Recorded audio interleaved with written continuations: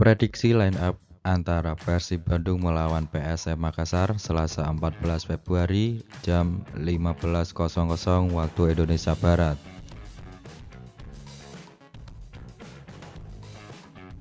Berikut prediksi line up Persib Bandung. Dengan posisi kiper diisi oleh Teja Pakualam dengan 3 pemain belakang yaitu Jufriyanto, Iqbal Nipo, dan Dedi.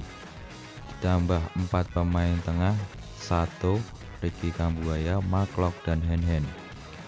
Ditambah dengan 3 pemain depan yaitu Beckham Putra, David Da Silva, dan Ciro Alves. Berikut prediksi line up PSM Makassar.